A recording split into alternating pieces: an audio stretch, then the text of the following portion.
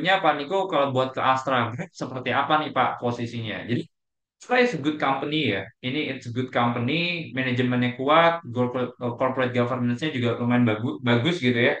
Nah, cuma yang jadi concern kan sebenarnya kan industry structure sama company structure gitu ya secara spesifik. Karena kalau kita lihat industrinya di otomotif itu posisinya nggak terlalu bagus.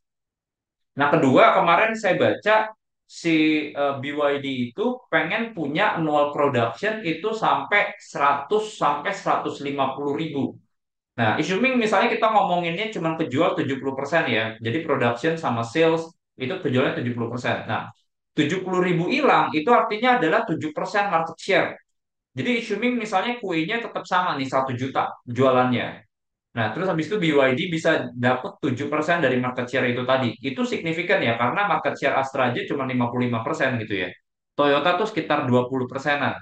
Nah, jadi itu yang sebenarnya kita agak lumayan worried ya. Tuh biasa saya agak lumayan worried. Apalagi sebenarnya dengan posisi pricing yang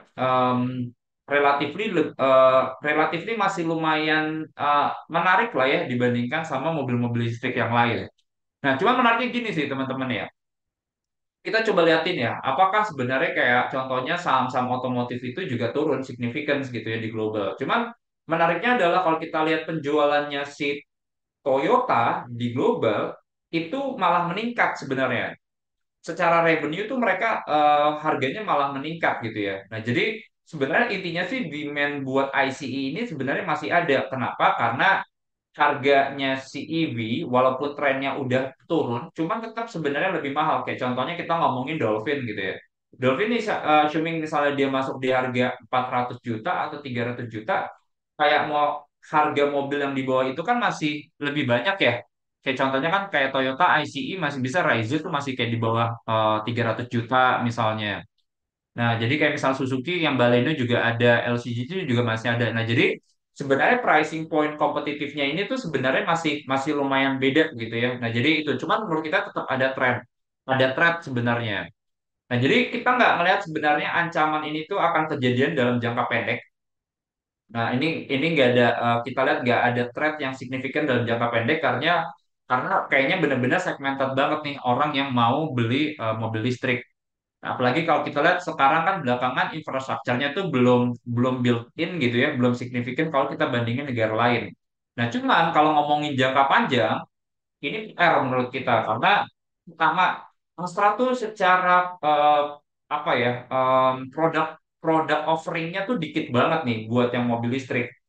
Bahkan kemarin kan walaupun si Koji Sato udah bilang mereka mau launching sampai 2026 itu at least ada 10. Cuman so far saya lihat tuh produknya belum banyak. Banyak kan yang mainnya tuh di hybrid gitu ya, Corolla Cross, Zenix gitu ya. Nah, cuman kayak yang mainnya di segmentasi yang pure EV, yang bener-bener kayak battery EV, BEV, itu baru yang kayak BZ4X, itu harga mahal banget, 1 miliaran. Sama yang Lexus itu juga sama gitu ya. Jadi wah susah nih sebenarnya compete-nya gitu. Jadi itu yang sebenarnya saya masih agak lumayan worried sih. Astra nggak punya kayak produk positioning yang sebenarnya bisa compete sama produk-produknya dari China ini tadi. Karena China seagresif itu ya teman-teman ya. Kalau misalnya ada yang datang IMS tuh ada yang kayak ngeliatnya ada BYD ada VinFast juga, Wuling juga ada di situ ya. Nah jadi banyak banget sebenarnya menurut kita tuh jadi ancaman sebenarnya buat mobil-mobil dari Jepang.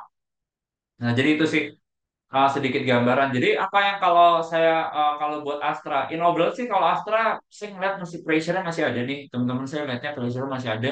Otomotif pressure ini saya lihat masih ada ruang turun dari sisi pangsa pasar. Kedua kita tahu bahwa sektor alat beratnya juga nggak terlalu bagus. Ekspektasinya penjualannya bakal turun juga. Um, CPU juga sama saya nggak terlalu favorable ya. Jadi di sisi harganya murah, saya lihat katalis positifnya dulu nih. Saya belum lihat katalis positifnya sebenarnya. Jadi teman-teman mau ambil nggak ada masalah gitu ya. Ada potensi sebenarnya ini kan yang jadi buffer valuasinya tuh udah 7 kali price earning saja.